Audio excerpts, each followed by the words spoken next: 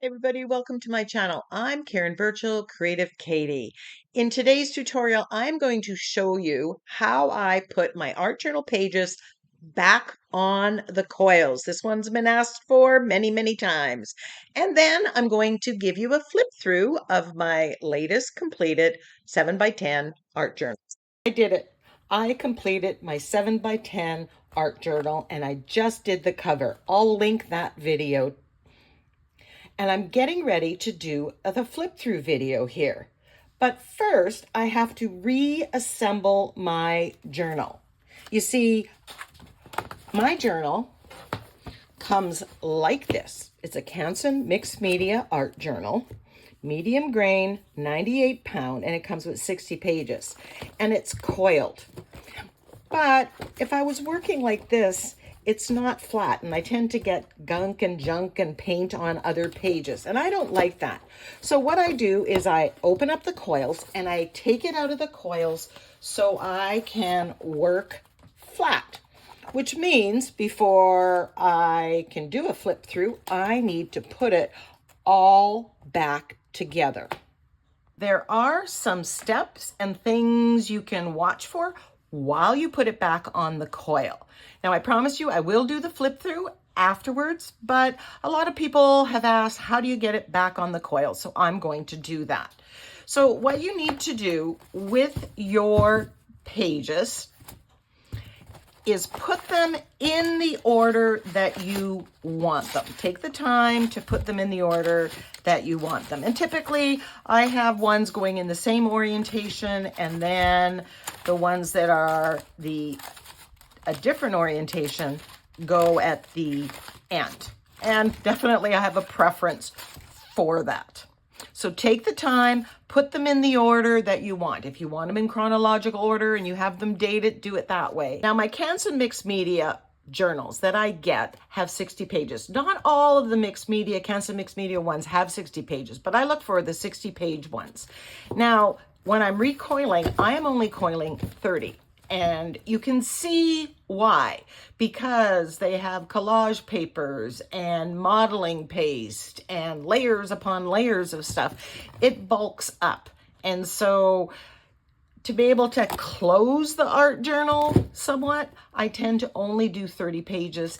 And the other 30 pages I tend to use to create ephemera or to do stamping on. And I use it to make tags out of. So I use those pages in other ways. When I took it apart, I put this coil and the covers someplace where I will remember where it is. Should be easy enough, but I don't know how many times I've looked and looked and looked for the missing coil. So here we have the coil. I have my journal that I've put into the order that I want them. So when you are putting it together, you put the pages in first, then the front cover, then the back cover. That is the order. So I have those ready. I'm going to set these aside. Now, I warn you, initially to get started, it is a little bit wonky. Now, what you're going to put on first is going to be at the back of the journal. So I'm going to take this. This I want as my first page. So I'm going to take this.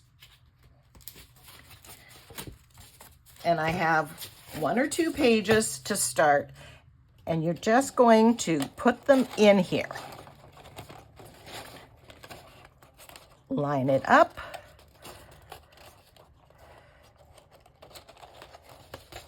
And get this all through the coils. Now, sometimes you've got medium in there and it doesn't make it. No, I totally missed that one. Once you get that, I'm going to put another couple pages and go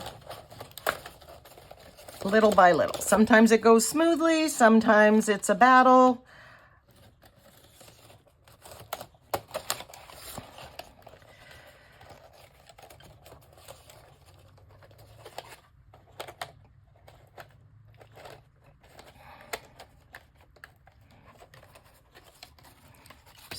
swing that around. So this is the back of the journal.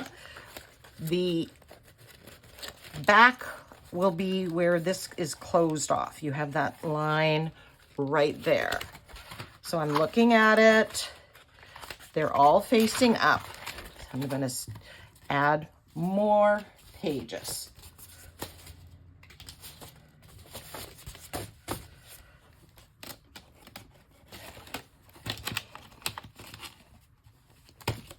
And you want to stop and check that they're facing up, that they're going in the right order. Now you'll notice that my pages, I only do the one side. That is a personal choice. I find that it bulks up enough, and I don't want to get my other page, the back side of the page, is mucked up. And I found, because I'm a messy creator, but if you think you want to do both sides, you can definitely do that. So already it's become a lot easier to put them in, and I can go a little bit faster. Just take it slow, and see here, I'm trying to put too many, and it's catching. That's because I've got bulky papers. So I'm just going to put that back and just take 2 pages. It's kind of slow and steady wins the race in there.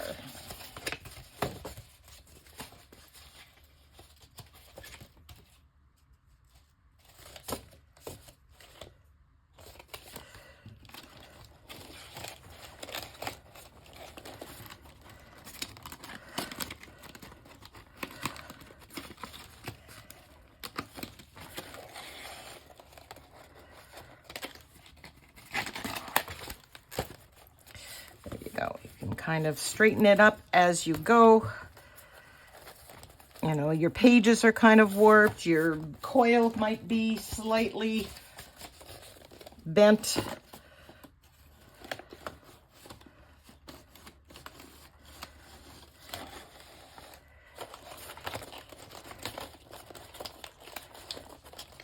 Oops, come on, come on, come on.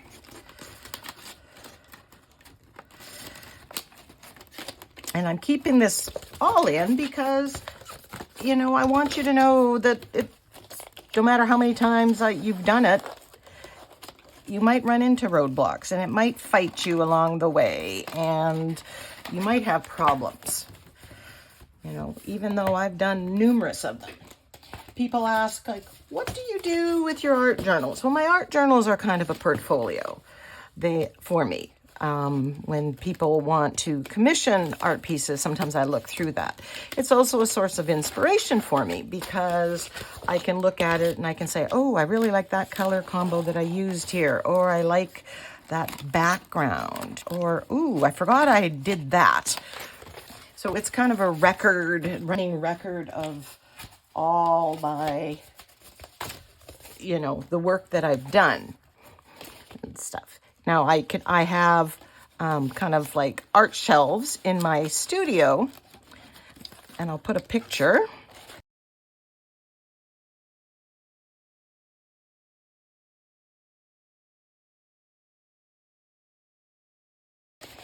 Here that I display them on. So I open it to one page, and so I have a revolving door of art journal pages. I can just change it every month, put a different page to the front, and then display it on the art easel in my studio. It just brings me a lot of joy to see my past art. So again, with the coil, you are putting the pages at the back go on first, and if you're doing it one-sided, you need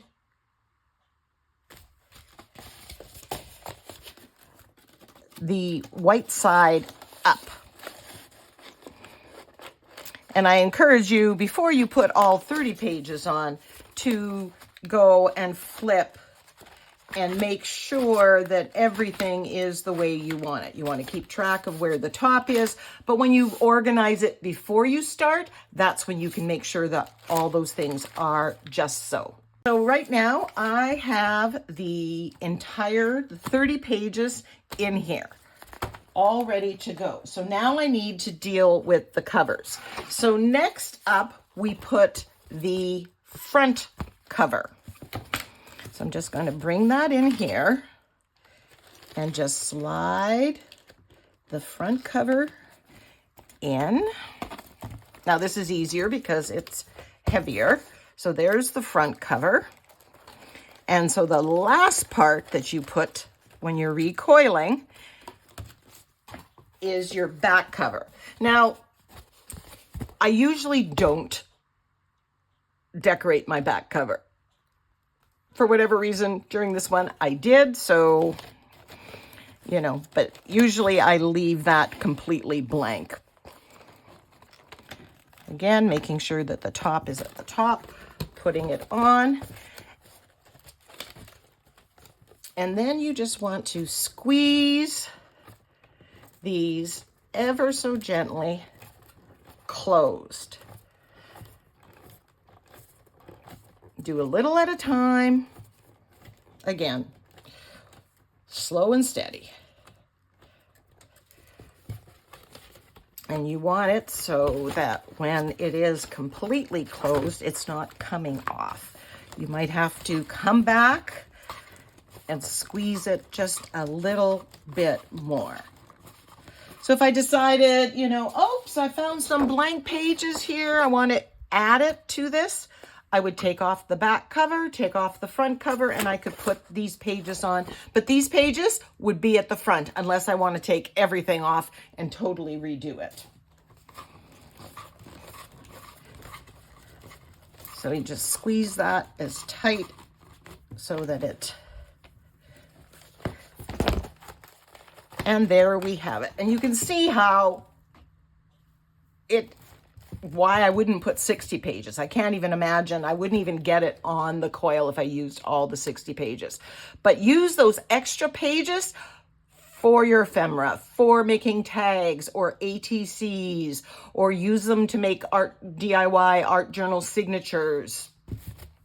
Okay, so let's do the flip through, and I'm going to give a little bit of comments along the way. So I've just arranged them this orientation. I'm just going to make sure that's nicely centered on the video. Bloom and grow. I just love the Naples yellow, quinacridone magenta, got that coral color. This was a face, I believe I drew it, but I had photocopied, so I had multiple copies of it to use. So love the colors there. These are not in the order that I created. I just kind of alternated the colors. We have a vibrant, moving background here. This was a napkin. I do a lot of my art journaling using napkins as focal points and focal images. They are a great size for the 7x10 or even the 9x12 art journal, which I typically do. I don't cow at all. We've got some texture paste here, going here. Again, this was a napkin in there. A lot of the sentiments, I use my word art on my computer and I type them up. I do have digital sentiment packs available at NINNYSNAPKINS.com. So many of the ones you see here, those are from my more than 12 sentiment packs. Love this one. Again, this was a napkin. We got modeling paste using stencil stamps. Bit of a darker background, not my typical, but I absolutely love it. This color combo, the yellow, the green, the purple, again, so very, very different, but something that I love and that I will do again. This was a napkin, bit of a crazy background. Got some Christmas ones here all together. Texture. I used this stencil to kind of simulate Christmas tree, even though it wasn't. little mouse, a napkin. Believe in the magic of Christmas. Who's ready for Christmas? Again, napkin. And lots of stencils. Bit of a different one using a black background. Little penguins, black and white. Warm winter wishes. Love. This is texture paste throughout. And that color combo. Purple, the Naples yellow. Naples yellow, Prussian blue, and unbleached titanium. 3 of my most favorite and most used colors. Welcome spring. Here I did a lot of stenciling in the background to add detail. Once again, a napkin. All the napkins that I get from NINNYSNAPKINS.com. There is an affiliate link below, so you can go and check it out. She also has a lot of mixed media stuff. Magazine picture on a colorful background. And look at that bling there.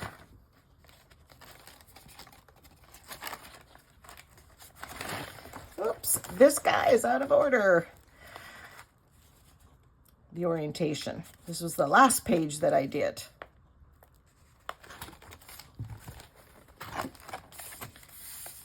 These were my glob people, using negative painting glob people.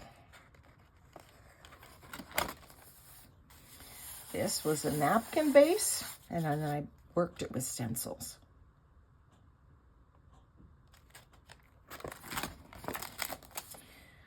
Getting in the vintage vibe. Free printables online that you can get, and then you just color them. Again, Naples yellow with the pink. This was a napkin base. One of the things that I do with a lot of my napkins, I overpaint them. So they don't even look like napkins at the end or a printable. They look like you've painted them. This was torn paper collage. I started getting into torn paper collage using my gel prints. This was all different gel prints that I ripped into pieces and then applied. Love that effect. Another overpainted napkin, but you'd be hard pressed to say that is a napkin.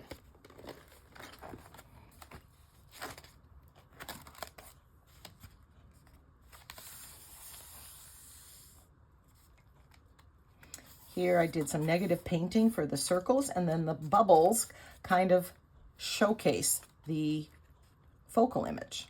This was a printable, not a napkin. The background here was a napkin, and then one of my Julie Nutting dolls. Again, one of the things that I've used a lot, those Julie Nutting dolls, you can use them for any sentiment. You can make an entire journal with those and sassy comments. One of my sentiment packs is called Sassy Sayings, kind of tongue-in-cheek stuff. Here we have printables and napkins and different variety of ephemera, modeling paste.